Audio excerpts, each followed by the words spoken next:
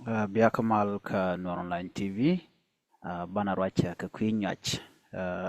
nyɔc en le ro dara iwi ka South Sudan a nyɔc mi dita long she nyɔc mi thɔth tana turun de te men gwi kel biya kul gwi no a nyɔc we de ki ngutwo ka nyɔja de kon gwi gwasa me na me andoro gwi na me chi nyɔja thiang mi jini gujije ci nyoja thiangan gwa man nyoj keliu na me mi ci kon wo guj kon ta danen ci nyoj chalet ke jere wich che dur kon che ga daga long dur kon la don ware dienen wo che thiang ke nyoj keliu na mo titi la kana tuok ni shang ka gwad wo ka ruel kana tot ka jom bianene no ci nyoj ca gwadial ca karong ando badanen mende kula kap chonga je rewi ka South Sudan kan wi gu entone ka wi nuare ador nuare she dor nene ko ken ador nuare ajan menen yana monta ma kandol dialati dugu yen ka tonon gwad mani ka dor nuare ci nyoj ca ka thiang kan dial chang chuwe wijen o amendien de lado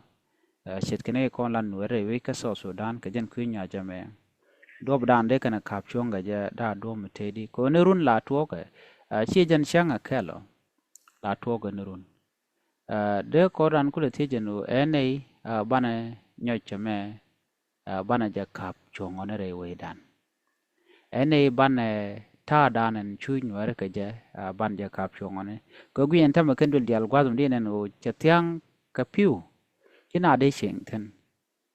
tam de shingten ala plan nan de kula tam der kula plan metedi ka ta dan de nyoy de kap chonga je ko nyoy mete tene shang runi dial de na de ka nyur de na de ka nyur de kan mandana de kan realeka ka jen kwi nyoja mo de kene gwich do badana de nyoja mo da to ka ja kie de choj mishir kana mo da to ja ka dor nuare en men payen nen turu manana nen yana gwasa mo a gwan mishal ke nyang payam ke bie nyang payam ke Unity State kama yom county en nyocha mo nyocha mi chidwel to wan chaka kana long shit kamane yana ka turnde ti dano ba ko kula kap chonga di ke ene ba ko wojane ken ti diala ti rek diala tok ti ku nyoj do ba dien ba kap chonga jamo de sharo da metedi en oden werde ken odien wo chere nyoj mi shit kaname kon nyocha me yarane doran kone kon lan nuere rol na da me kelio minen yana me dob dan de kap chonga je ki de nyoje me de je wuke je de je wojidi ana mo gore sharon wera dial ko she bian runan go bna de chuch ke nyoj kon nyoj mi je bente ka tong wante yara dor anyok jan nonga tol nonga jwat ngwana longba kapin la tiang ke la bor shang na modong de la no te kerech te ka tong wante yar nyoj ka de nyoj da te gwad manan ba te tin kamishe janino de nuare de kan ta len dori gwad mate ka nyoj de kan apal shikan dia yet gwad ma dongwi ken no gwadamo te bi nyoj ba benten ke bi nyoj ba namol chit ko dong cha be cha de pit gwad mate ka nyoj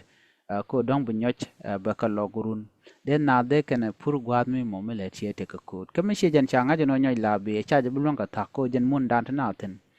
de point de mun me de je moy kek ke de je moy ka gwat te de to tone de ka wike ka ja latin kontin tin choy ka kon de ka kap chong mad dana chinar mat ke je ko de nar mat manna da mi shi sha gwada dan la bna pe ka tin nyo cha janga la ja lat ke kubri de moy ke kek mi di de long de nei tong wan de kan latin na mo de ku mu South Sudan ba de latin ka dop ko shina shikan dia mol ne shang ka ko rune tong wan bna ra jan o climate change ko ngode telam lat ke kuide dunu ne de content ka United State lakan ka galat likak ke buga wike li buga ne ke buga na moy ka gwam shi fi shi kana ban dunu ka rwana me chere me nyoch chajetol na me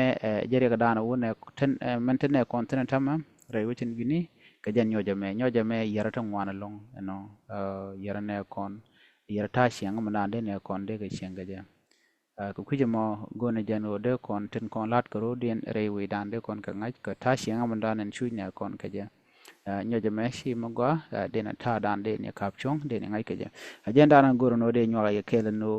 ka rona me kele shala do ne shop ke million shi ka chuj ka nyoja rewi ka South Sudan kele nyoja me daga ne ideal dundo de je kapchong ba mi na ti ka letten shirman la kuma Sudan ala no de nyoja me de je kapchong